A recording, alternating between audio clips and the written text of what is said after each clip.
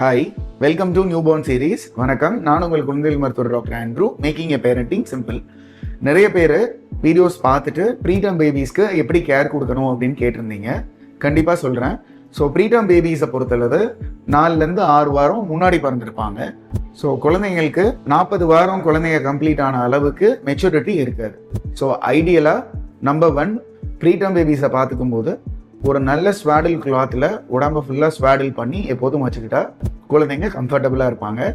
Number 2, preterm பேபிஸ்க்கு ஈஸியாக சளி இருமல் பிடிச்சிரும்.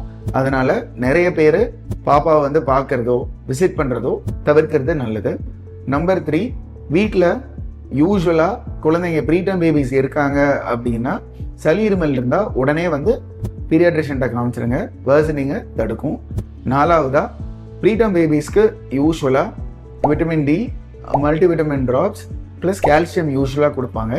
அதை ரொட்டீனாக 1 மந்த் கொடுத்தீங்கன்னா உங்கள் ப்ரீடம் பேபியும் அழகாக ஒரு மாதத்தில் நல்ல வெயிட் கெயின் ஆகி நார்மல் ஆகிடுவாங்க. ஸோ குழந்தைங்களுக்கு ப்ரீடம் பேபிஸ் பர்டிகுலராக என்ன பார்த்துக்கணும் அப்படின்னா, டெம்பரேச்சர் அழகாக ஸ்வாடில் பண்ணி, அதுவும் இந்த குளிர் சீசனில் ஸ்வாடில் பண்ணி வச்சுக்கிறது நம்பர் 1.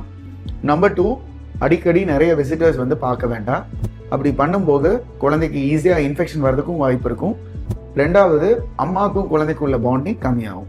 3வது, ஐடியலாக கேஎம்சின்னு சொல்கிற கங்காரு மதர் கேர். குழந்தைங்க வெயிட் கம்மியாக இருக்கும்போது அம்மா அழகாக ஒரு ஓப்பன் நைட்டியில் குழந்தைய மேலே செஸ்ட்டில் படுக்க வச்சுட்டு தலையை ஒரு சைடு திருப்பி வச்சுட்டு நல்லா பின்னாடி சாஞ்சு அழகாக ஒரு 1லேருந்து 2 மணி நேரம் தாராளமாக இருக்கலாம்.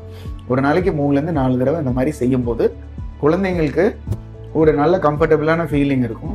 2வது, அம்மாவுக்கு மில்க் செக்ரேஷன் இம்ப்ரூவ் ஆகும். 3வது, குழந்தையும் அம்மாவும் பாண்டிங் நல்லாவே இருக்கும். 4th, நம்பர் ஆஃப் இன்ஃபெக்ஷன்ஸ் குழந்தைங்களுக்கு வரதும் கம்மியாகும். ஸோ இந்த இன்ஃபர்மேஷன் உங்களுக்கு யூஸ்ஃபுல்லாக இருக்கும்னு நினைக்கிறேன்.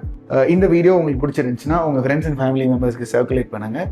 இந்த வீடியோ, இந்த சேனல் உங்களுக்கு யூஸ்ஃபுல்லாக இருந்ததுன்னா லைக் பண்ணுங்கள், ஷேர் பண்ணுங்கள், சப்ஸ்கிரைப் பண்ணுங்கள். நன்றி, வணக்கம்.